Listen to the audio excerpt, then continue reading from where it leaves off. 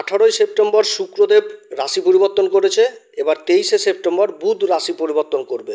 বুধের এই পরিবর্তন 17 দিনের জন্য হচ্ছে, অক্টোবরের 10 তারিখ পর্যন্ত এই পরিবর্তনের সীমা। বুধ উত্তরা ফাল্গুনীর দ্বিতীয় চরণে অবস্থান করে প্রবেশ করবে নিজের রাশি। এই নক্ষত্রে সেপ্টেম্বরের 23 থেকে সেপ্টেম্বরের 27 তারিখ পর্যন্ত থাকবে। আর উত্তরা ফাল্গুনী নক্ষত্রের অধিপতি হচ্ছে সূর্যদেব। 28 সেপ্টেম্বর থেকে অক্টোবরের 5 তারিখ পর্যন্ত বুধ থাকবে হস্তা নক্ষত্রে, যার অধিপতি হচ্ছে চন্দ্রদেব। এবং অক্টোবরের 6 তারিখ থেকে অক্টোবরের 10 তারিখ পর্যন্ত বুধ অবস্থান করবে চিত্রা নক্ষত্রে, যার অধিপতি হচ্ছে মঙ্গলদেব। তবে চিত্রা নক্ষত্রের দ্বিতীয় চরণ পর্যন্তই থাকবে, তারপরে আবার রাশি পরিবর্তন হবে। বুধের এই পরিবর্তন, বুধ নিজের ঘরে প্রবেশ করবে কন্যা রাশিতে, আর কন্যা রাশিতে বুধ উচ্চ হয়ে যায়, অর্থাৎ নিজের উচ্চ ঘরে অবস্থান করবে বুধ। তার সাথে আবার আগে থেকে অবস্থান করছে সূর্যদেব এবং কেতু। এই সময়কালে বুধ আর সূর্যের জুটিতে তৈরি হবে বুধাদিত্য যোগ। এবং সবথেকে ভালো জিনিসটা হচ্ছে, এই পরিবর্তনে দেবগুরু বৃহস্পতির পঞ্চম দৃষ্টি এই কন্যা রাশির উপর থাকবে, অর্থাৎ বুধ, সূর্য এবং কেতুর উপর। তাই এই সময় যথেষ্ট ভালো হতে যাচ্ছে বুধের এই অবস্থান। বুধ হচ্ছে কি, বুদ্ধির কারক, বাণীর কারক, ম্যানেজমেন্টের কারক, ব্যবসার কারক। আর কন্যা রাশি হচ্ছে বুধের নিজস্ব রাশি এবং এটা উচ্চ ঘর। অপরদিকে এই সময়কালে আবার শুক্রও নিজের ঘরে অবস্থান করছে, সপ্তম ঘর, যেটা হচ্ছে তুলা রাশি। শুক্রের অবস্থানও যথেষ্ট ভালো। তা আজকে আলোচনা করব বৃষ রাশির ক্ষেত্রে বুধের এই উত্তরা ফাল্গুনী নক্ষত্র, হস্তা নক্ষত্র, চিত্রা নক্ষত্রে অবস্থানগত বুধের কী প্রভাব পড়বে বৃষ রাশির উপর, এবং কোন দিকে ভালো হতে যাচ্ছে বৃষ রাশির, এবং কোন দিক থেকে আবার সাবধানে থাকতে হবে। এই সমস্ত কিছু আলোচনার মাধ্যমে তুলে ধরব। তবে আলোচনাটি এগিয়ে নিয়ে যাওয়ার পূর্বেই সমস্ত দর্শক বন্ধুদের জানাই আমাদের এই অ্যাস্ট্রো এস এম বাংলা চ্যানেলের মাধ্যমে নমস্কার। এবং যারা নতুন দর্শক তাদের কাছে বিশেষ অনুরোধ, এই চ্যানেলটি অবশ্যই সাবস্ক্রাইব করবেন। আর যদি ভিডিওটি ভালো লাগে তাহলে অবশ্যই লাইক করবেন। আপনারা যখন লাইক করেন তখন খুব ভালো লাগে, মন থেকে বলছি। গ্রহের গোচর সম্পূর্ণভাবে নির্ভর করে জন্মকুষ্ঠির গ্রহের দশা এবং গ্রহের অবস্থানের উপর। আমরা যে ফল প্রকাশ করছি এটা আমাদের একটা প্রচেষ্টা মাত্র, এটা সম্পূর্ণভাবে জন্মকুষ্ঠির উপর নির্ভর করবে। এটা একটা জেনারেল প্রিডিকশন। এটা গ্রহদের বর্তমানে গোচরের ফল প্রকাশ করছি, কারণ সবার কুষ্ঠিতে দেখা সম্ভব না কার কুষ্ঠিতে গ্রহের কী অবস্থান রয়েছে। কিন্তু বর্তমানে যে গ্রহদের যে অবস্থান, এই গোচরের ফল প্রকাশ করছি তার ভিত্তিতে। এবং এই যে আলোচনাটা করছি, এতে বৃষ রাশি কিন্তু আগামী দিনে একটা প্ল্যানিং করতে পারবে, কিছুটা হলেও এর থেকে উপকৃত হবে। বুধের এই পরিবর্তন আপনারা চন্দ্র রাশি কিংবা লগ্ন হিসাবেও দেখতে পারেন। বৃষ রাশির ক্ষেত্রে বুধ হচ্ছে কারক গ্রহ। বুধ হচ্ছে দ্বিতীয় ঘর, বাণীর কারক, ধনসম্পত্তির কারক। দ্বিতীয় ঘর থেকে আমরা দেখি আত্মীয় স্বজন কুটুমদের বিচার কিন্তু করা হয় দ্বিতীয় ঘর থেকে। আর এই দ্বিতীয় ঘরটি হচ্ছে মিথুন রাশি এবং পঞ্চম ঘর। পঞ্চম ঘর থেকে আমরা সন্তান দেখি, শিক্ষা দীক্ষা দেখি, বিভিন্ন রকম কলা, প্রতিভা, নৃত্য, চিত্র, সঙ্গীত, সোশ্যাল মিডিয়া, সিনেমা জগৎ, শেয়ার মার্কেট। পঞ্চম ঘর হচ্ছে আমাদের মা লক্ষ্মীর ঘর। পঞ্চম ঘর হচ্ছে পূর্বজন্মের পুণ্য কর্মের ফলের ঘর। আর এই ঘরটি হচ্ছে কন্যা রাশি। এই দুটি ঘরের অধিপতি বুধ, আর এই কন্যা রাশিতেই অবস্থান করছে। তো পঞ্চম ঘরের অবস্থা কন্যা রাশিতে বুধ উচ্চ হয়ে যায়, অর্থাৎ বুধ তার নিজের উচ্চ ঘরে অবস্থান করছে। সেপ্টেম্বর মাসে বৃষ রাশির ক্ষেত্রে দুটি বড় পরিবর্তন হচ্ছে। 18 সেপ্টেম্বর রাশির অধিপতি শুক্রদেবের পরিবর্তন, ষষ্ঠ ঘর, যেটা তুলা রাশিতে প্রবেশ। এবং বুধের পরিবর্তন এই 23 সেপ্টেম্বর, তার উচ্চ ঘরে অবস্থান। এই দুটি গ্রহই কিন্তু শুভ গ্রহ। শাস্ত্র বলে গ্রহ যখন নিজের ঘরে অবস্থান করে তখন সেই ঘরের শুভ ফলে বৃদ্ধি করে দেয়। তো বুধ আর শুক্র হচ্ছে শুভ গ্রহ, যার জন্য এই সময়কাল যথেষ্ট ভালো হতে যাচ্ছে বৃষ রাশির ক্ষেত্রে। এবং এই কন্যা রাশিতে আগে থেকে অবস্থান করছে কেতু, তার সাথে সূর্যদেব। আর এই কন্যা রাশির পঞ্চম ঘর, এই ঘরে আবার দেবগুরু বৃহস্পতির পঞ্চম শুভ দৃষ্টি পড়ছে। দেবগুরু বৃহস্পতি আবার রাশির উপর অবস্থান করছে। তাহলে একটা যে গ্রহণ যোগের যে একটা তৈরি হচ্ছে সমস্যা, সেই সমস্যা দেবগুরুর দৃষ্টিতে পুরোপুরি ওর কুপ্রভাবটা নষ্ট হয়ে যাবে। দেবগুরু বৃহস্পতির দৃষ্টিতে থাকে অমৃত দৃষ্টি। এই অমৃত দৃষ্টি গ্রহণযোগের উপর পড়ছে, তাহলে কি হচ্ছে, গ্রহণের প্রভাব নষ্ট হয়ে যাচ্ছে।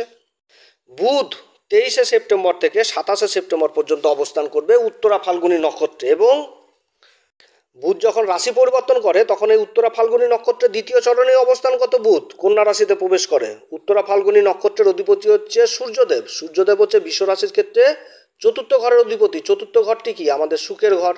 এবং এই সময় সূর্য এই কন্যা রাশিতে অবস্থান করছে, এবং বুধের সাথে সূর্যের অবস্থানে বুধাদিত্য যোগ তৈরি হয়েছে। এবং রাশির উপর অবস্থানগত দেবগুরু বৃহস্পতির দৃষ্টি আবার এই বুধাদিত্য যোগের উপর পড়ছে। তার সাথে আবার এই বিশ্ব রাশির অধিপতি নিজের রাশিতে অবস্থান করছে, তুলা রাশিতে ষষ্ঠ ঘরে অবস্থান করছে।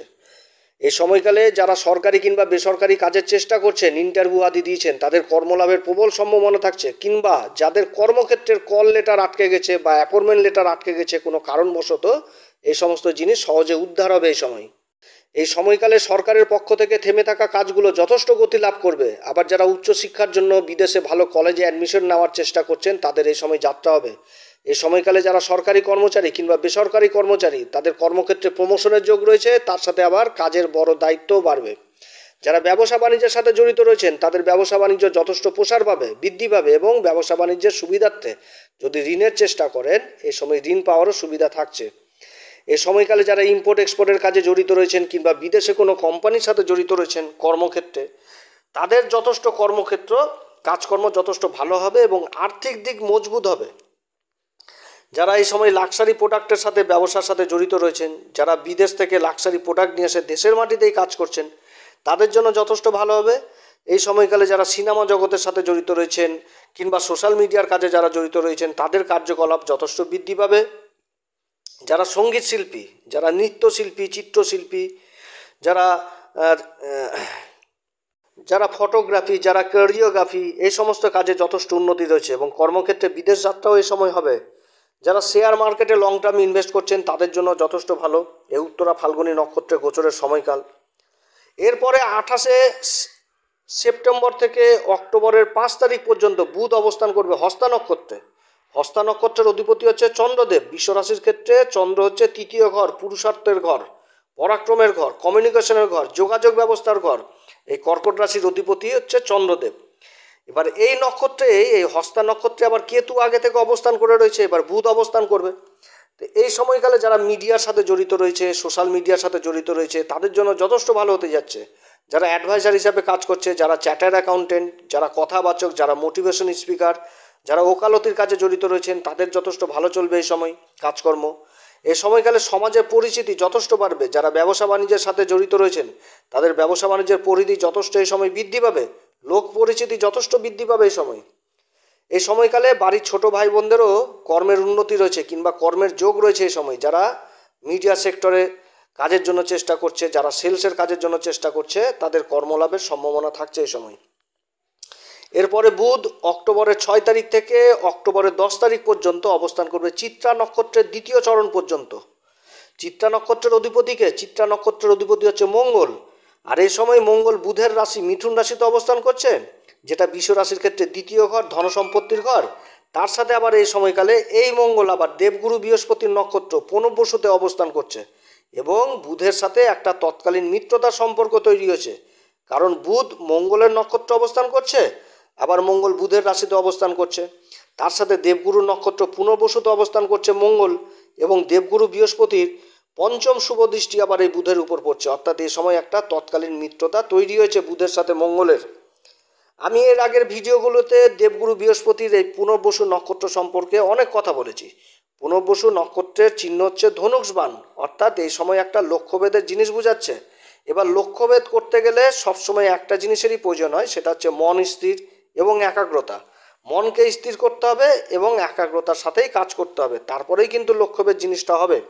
তাই এই সময়কালে বুধের যে এই গোচর যথেষ্ট লাভদায়ী হবে বিশ্বরাশির ক্ষেত্রে, যখন কর্মক্ষেত্রে যথেষ্ট মন স্থির থাকবে এবং একাগ্রতার সাহায্যে কাজকর্ম করবে, তখনই কিন্তু সফল হওয়ার বিশাল সুযোগ রয়েছে এই বিশ্বরাশির।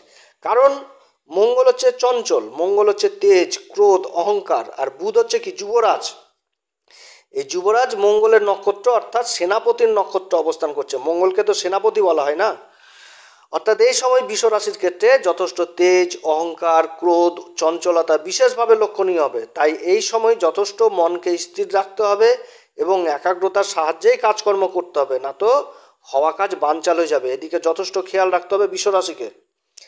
বিশ্বরাশির ক্ষেত্রে মঙ্গল হচ্ছে সপ্তম ঘর, অর্থাৎ আমাদের দাম্পত্য জীবনের ঘর, আমাদের পার্টনারশিপের ঘর, আমাদের ব্যবসা বাণিজ্যের কেন্দ্রবিন্দু, রোজগারের আয় ইনকামে সপ্তম ঘর থেকেই কিন্তু দেখা হয়। আর এটি হচ্ছে কি বৃশ্চিক রাশি এবং দ্বাদশ ঘর, দ্বাদশ ঘরটি কি মেষ রাশি। দ্বাদশ ঘর হচ্ছে কি ব্যয়ের ঘর, আধ্যাত্মিকতার ঘর, ইনভেস্টের ঘর, মোক্ষ লাভের ঘর, এই মেষ রাশি। এই দুটি ঘরের অধিপতি হচ্ছে মঙ্গল, অবস্থান করছে কোথায়? বৃষ রাশির ক্ষেত্রে দ্বিতীয় ঘর মিথুন রাশিতে অবস্থান করছে। অর্থাৎ এই সময়কালে ব্যবসা বাণিজ্য যথেষ্ট ভালো চলবে। যারা বিশেষ করে খাবারের কাজে যুক্ত রয়েছেন, খাবারের ব্যবসার সাথে যারা যুক্ত রয়েছেন, যারা হোটেলের ব্যবসার কাজে যুক্ত রয়েছেন, তাদের ব্যবসা বাণিজ্য যথেষ্ট ভালো চলবে। আবার যারা খাবারের প্রোডাক্টের কাজে জড়িত রয়েছেন, যেখানেতে খাবার উৎপাদন করা হয়, এরকম কলকারখানা মানে কারখানায় যারা যুক্ত রয়েছেন, তাদের জন্য যথেষ্ট ভালো হতে যাচ্ছে। তার সাথে যারা কৃষিজাত দ্রব্যের ব্যবসার সাথে জড়িত রয়েছেন, যেখানে ধান, চাল, গম ইত্যাদি আবার স্টকের ব্যবসার সাথে যারা জড়িত রয়েছেন, তাদের জন্য সময়কাল যথেষ্ট ভালো হতে যাচ্ছে। এই সময়কালে আবার ব্যবসা বাণিজ্যকে প্রসারিত করার জন্য পুঁজি ইনভেস্ট হবে এবং ইম্পোর্ট এক্সপোর্টের কাজে যারা জড়িত রয়েছেন, তাদের জন্য যথেষ্ট ভালো এই সময় হতে যাচ্ছে। যারা আধ্যাত্মিকতার সাথে জড়িত রয়েছেন, যারা শরীরচর্চা যোগব্যায়ামের ক্লাসের সাথে যারা জড়িত রয়েছেন, যারা জিমের ব্যবসার সাথে জড়িত রয়েছেন, যেখানেতে শরীরচর্চা হয়, এই সমস্ত কাজে যারা জড়িত রয়েছেন, তাদের কাজকর্ম যথেষ্ট ভালো এই সময় চলবে। এই সময়কালে বিশেষভাবে যারা খেলাধুলার সাথে জড়িত রয়েছেন, তাদের সমাজে মান সম্মান যথেষ্ট বৃদ্ধি পাবে এবং তার সাথে যেই কর্মে যুক্ত থাকুক, এই বুধের পরিবর্তন আর শুক্রদেবের পরিবর্তনে রোজগারের ইনকাম যথেষ্ট বৃদ্ধি পাবে। তো বৃষ রাশির ক্ষেত্রে সব দিক থেকেই ভালো হতে যাচ্ছে।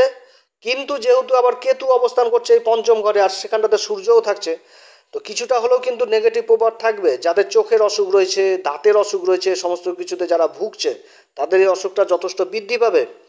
এবং এই সময় মনের মধ্যে যে উৎপন্ন হবে মানে ক্রোধ, জেদ, এই সমস্ত কিছু উৎপন্ন হবে, এগুলো একটা নেগেটিভ জিনিস। তারপরে নিজের মুখের বাণীর উপর যথেষ্ট খেয়াল রাখতে হবে, যে আপনার কথাতে সামনের ব্যক্তি যেন কোনো রকমভাবে অসন্তুষ্ট না হয়, এগুলো একটা নেগেটিভ দিক। এই সময় কোনো রকমভাবে কোনো নারী জাতিকে অপমান করা যাবে না, কিংবা বাকবিতণ্ডায় জড়িত হওয়া যাবে না, এদিকেও যথেষ্ট খেয়াল রাখতে হবে। এবং তার সাথে মায়ের শারীরিক অবস্থার দিকেও যথেষ্ট সন্তানকে খেয়াল রাখতে হবে। গিটে গিটে ব্যথা, বিষ এগুলো কিন্তু বাড়ার সম্ভাবনা থাকছে এই সময়। এই সময়কালে বৃষ রাশি কোন উপাচার করবে? এই সময়কালে বৃষ রাশি বুধবার এবং শুক্রবার করে মা ভগবতী মাকে লাল পুষ্প অর্পণ করবেন এবং তার সাথে গাই গরুর সেবা করবেন এবং 7 বছরের নিচের কন্যাদেরকে স্নেহ করবেন, ভালোবাসবেন, কিছু গিফট দিবেন, প্রয়োজন পড়লে তাদের পা ছুঁয়ে আশীর্বাদ নেবেন। এটাতেও বুধ কিন্তু ভালো রেজাল্ট দেয়। তার সাথে গণেশ পূজা করবেন, যেহেতু কেতু অবস্থান করছে বুধের সাথে। বুধ আর কেতুর জুতিতে দেবগুরু বৃহস্পতির দৃষ্টি পড়ছে, এটা খুব ভালো। পড়াশোনার দিক থেকে যারা মানে মেধাবী, তারা কিন্তু সমাজে প্রশংসিত হবে এই সময়, কারণ দেবগুরুর দৃষ্টি পড়ছে এই বুধ আর কেতুর উপর। কিন্তু কেতু যেহেতু ছায়া গ্রহ এবং সূর্য অবস্থান করছে, এর কিছুটা হলো নেগেটিভ প্রভাব আবার থাকবে। অতএব প্রিয় দর্শক বন্ধুরা, আজকে বৃষ রাশির সম্বন্ধে অনেক কথা আলোচনা করলাম। যদি আমার এই পরামর্শ সত্যিই কার্যকরী মনে হয়, তাহলে আমাদের এই অ্যাস্ট্রো এসএম চ্যানেলটিকে অবশ্যই সাবস্ক্রাইব করবেন এবং ভিডিওটি অবশ্যই লাইক করবেন। তাহলে মনের দিক থেকে খুব ভালো লাগে। আপনারা যখন ভিডিও লাইক করেন তখন খুব ভালো লাগে, যে না সার্থক মনে হয় যে ভিডিওটি করলাম, আপনাদের সত্যিই খুব ভালো লেগেছে। আমি ঈশ্বরের কাছে প্রার্থনা করি আপনাদের সমস্যা যেন অতি তাড়াতাড়ি দূর হয় এবং আপনারা যেন খুব সুখে স্বাচ্ছন্দ্যে ভালো মতন করেই থাকেন। আবার আসবো আবার একটি নতুন পর্ব নিয়ে। নমস্কার, ধন্যবাদ।